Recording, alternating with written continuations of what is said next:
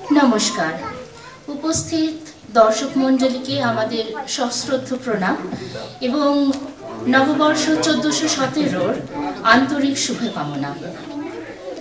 श्रुति नाटक एककाले एटी मूलत रेडियो नाटक हिसेबेई सूचित हयेछिल, जेखाने चरित्रगुलोके कण्ठ दिएई कल्पराज्ये सृष्टि करा हतो।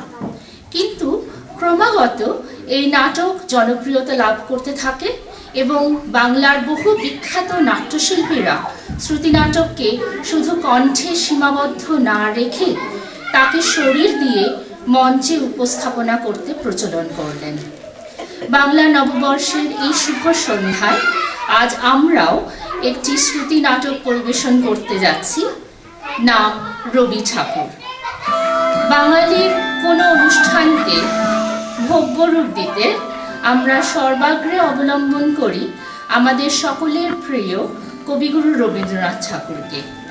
কবিগুরু আমাদের সকলের মনে বিভিন্নভাবে স্থান পেয়েছেন, কিন্তু আমরা কি কখনো ভেবে দেখেছি যে আধুনিক শিশুদের, বিশেষ করে প্রবাসে বেড়ে ওঠা শিশুদের বাংলার গর্ব রবি ঠাকুর সম্পর্কে কি ধারণা?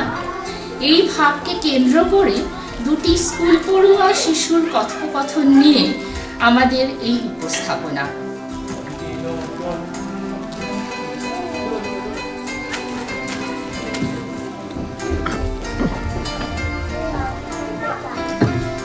ইনি কোন ঠাকুর? রবি ঠাকুর। পুজো হয়? বাহ, হবে না? প্রতি বছর বৈশাখ মাসে হয়। কেমন পুজো? এই তো খুব সহজ।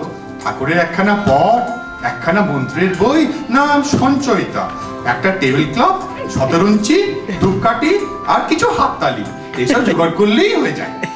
মন্ত্রের বই কোথায় পাওয়া যায়? কেন, দোকানে? আগে শুনেছি বিয়ে করলেও পাওয়া যেত, অবশ্য এখন আর তার চল নেই। এমন লম্বা দাড়ি কেন? ঠাকুর কি না, শিব ঠাকুরের যেমন জটা, তাছাড়া ইনি তো দাড়ির আমি দাড়ির তুমি নিয়ে কবিতাও লিখেছেন। সেই যে গেল বছর আমি একটা কম্পিটিশনে আবৃত্তি বলে প্রাইজ পেলাম, শোনোনি? কই, সেবার তো তোমার মেজদা। আচ্ছা আচ্ছা আচ্ছা, থাক থাক থাক। ইনি কিন্তু অনেক কবিতাও লিখেছেন, জানো তো? তাই বুঝি? হ্যাঁ, আসলে কি হয়েছিল, নিজে তো স্কুলে যেতেন না। স্কুলে যেতেন না? না না, ঠাকুর তো। আর সেকালের স্কুলে পড়ার বইগুলো ভালো ছিল না, সেই জন্য নিজেই প্রচুর বই লিখে ফেললেন। ও, তাই সহজ পাঠ? হ্যাঁ, শুধু সহজ পাঠ কেন, গাদাগুচ্ছের সমাজচিত্র, চরিত্র